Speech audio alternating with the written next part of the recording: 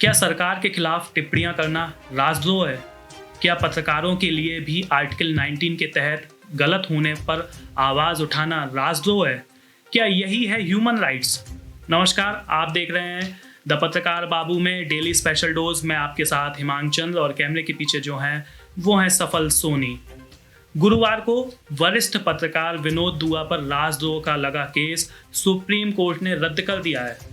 दुआ ने अपने यूट्यूब चैनल पर मोदी सरकार को लेकर कुछ तीखी टिप्पणियां की थी, जिसके बाद हिमाचल प्रदेश के शिमला में उनके खिलाफ राजद्रोह का केस दर्ज किया गया। विनोद दुआ ने इसके खिलाफ देश की सबसे बड़ी अदालत में अपील की थी। उनकी याचिका पर सुनवाई करते हुए कोर्ट ने एफआईआर और कार्यवाही को रद्द कर दिया। कोर्ट ने 1962 के केदारनाथ बनाम बिहार राज्य केस का हवाला देकर दुआ को दोष मुक्त किया। अदालत ने कहा कि केदारनाथ सिंह के फैसले के तहत हर पत्रकार सुरक्षा का हकदार है। आइए तो फिर जानते हैं कि आखिर क्या है पत्रकारों को प्रोटेक्शन देने वाला सुप्रीम कोर्ट का 1962 का ये फैसला। 1962 में सुप्रीम कोर्ट ने केदारनाथ बनाम बिहार राज्य के केस में महत्वपूर्ण व्यवस्था दी थी। अदालत ने कहा था कि सरकार की आलोचना या फिर प्रशासन पर कमेंट करने से राजद्रोह का मुकदमा नहीं बनता है। राजद्रोह का केस तभी बनेगा जब कोई भी वक्तव्य ऐसा हो जिसमें हिंसा फैलाने की मंशा हो या फिर हिंसा बढ़ाने का तत्व मौजूद हो। एफआईआर में दुआ के खिलाफ आरोप लगाया गया था कि विनोद दुआ ने अपने शो के दौरान जो टिप्पणियां की थी वो सांप्रदायिक नफरत फैलाने के साथ शांति भंग कर सकती थी। दुआ के शो का ये एपिसोड 30 मार्च 2020 को प्रसारित हुआ था। उनके खिलाफ आईपीसी के सेक्शन 124 से राजद्रोह, सेक्शन 268 सार्वजनिक उपद्रव, सेक्शन 501 अपमानजनक चीजें छापना और सेक्शन 505 सार्वजनिक तौर पर शरारत का इरादा जैसे आरोपों में केस हुआ था, जिसे कोर्ट ने खारिज कर दिया है। ऐसा ही एक मामला इसी साल 3 मार्च को देखने को मिला, जब सुप्रीम कोर्ट ने जम्मू कश्मीर के पूर्व सीएम फारूक अब्दुल्ला को भी राजद्रोह के मामले में राहत दी थी। सुप्रीम कोर्ट ने कहा था कि सरकार से अलग मत रखना राजद्रोह नहीं है और याचिका को खारिज कर दिया था। याचिका में कहा गया था कि फारूक अब्दुल्ला ने 370 को बहाल करने का जो बयान दिया वह राजद्रोह है और उनके खिलाफ कार्रवाई होनी चाहिए। लेकिन कोर्ट ने न सिर्फ इस दलील को खारिज कर दिया बल्कि याचिकाकर्ता पर 50,000 रुपए का भी जुर्माना ठोका था। कोविड-19 की दूसरी लहर में भारत में खूब कहर बरपाया।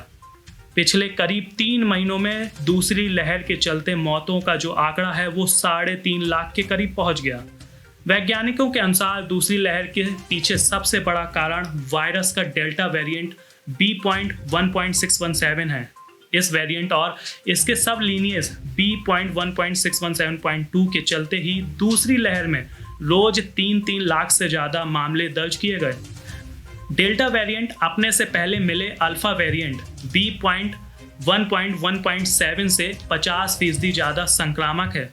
यह research national centre for disease control यानी NCDC और इंसेकोजी के वैज्ञानिकों ने की। पता चला कि यूके में मिले अल्फा वेरिएंट के मुकाबले डेल्टा वेरिएंट 50% ज़्यादा तेजी से फैलता है।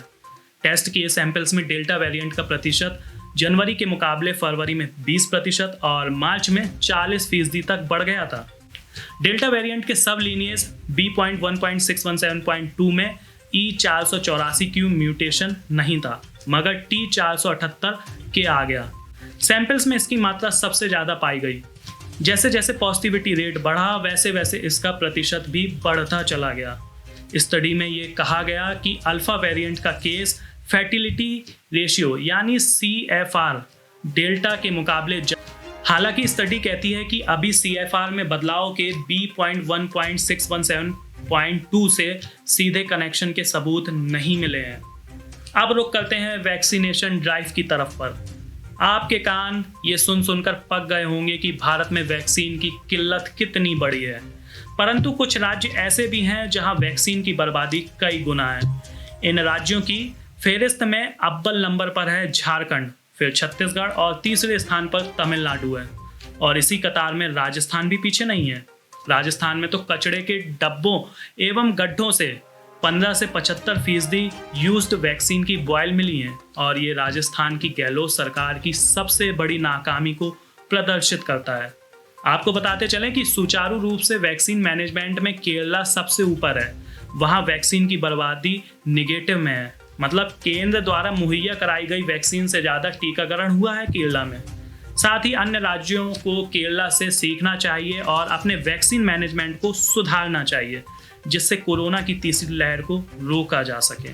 बीते कुछ दिनों पहले ऐसी अटकलें आ रही थी कि शायद उत्तर प्रदेश का मुख्यमंत्री कोई नया चेहरा हो सकता है, लेकिन सूत्रों के हिसाब से भाजपा योगी के चेहरे को ही जिताऊ मानती है और उनके चेहरे पर ही दांव लगाएगी।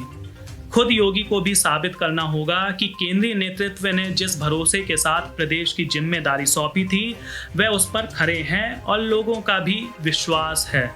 जैसा कि आप सभी इस बात से बखूबी मुखातिब हैं कि पिछले दिनों उत्तर प्रदेश में भाजपा के बड़े नेताओं की समीक्षा बैठक ने अटकलों को और तेज हवा दी थी, लेकिन भाजपा के सूत्र प्रदेश सरकार व संगठन में किसी बड़े बदलाव की संभावना और मुख्यमंत्री उम्मीदवार में बदलाव को खारिज करते हैं।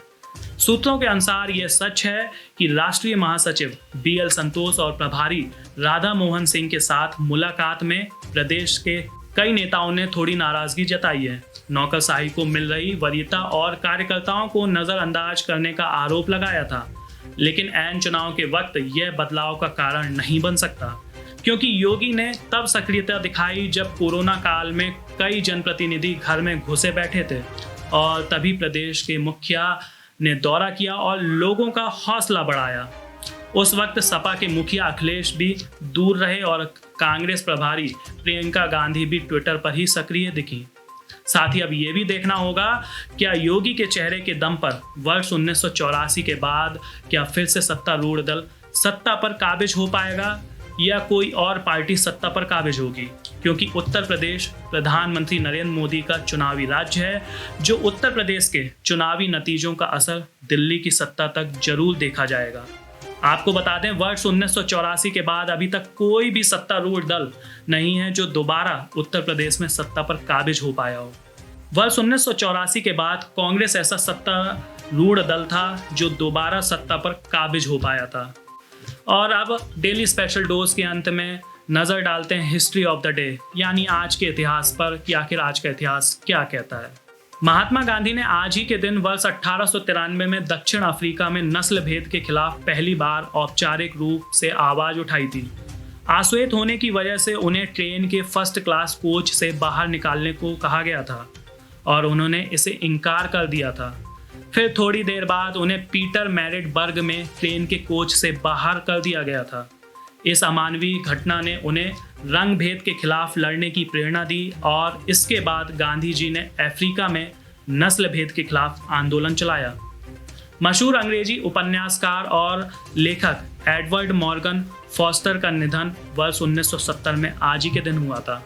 उन्होंने अपनी लेखनी से 20वीं सदी में ब्रिटिश समाज में फैली कुरीतियों और सामाजिक दूरियों को उजागर किया। वर्ष 1924 में प्रकाशित हुए उनके उपन्यास आ पैसेज टू इंडिया से उन्हें कमाल की शोहरत मिली। अपनी रचनाओं के लिए उन्हें 20 बार नोबेल पुरस्कार के लिए नामांकित किया गया, हालांकि एक बार भी नोबेल पुरस्कार उनको नहीं दिया गया।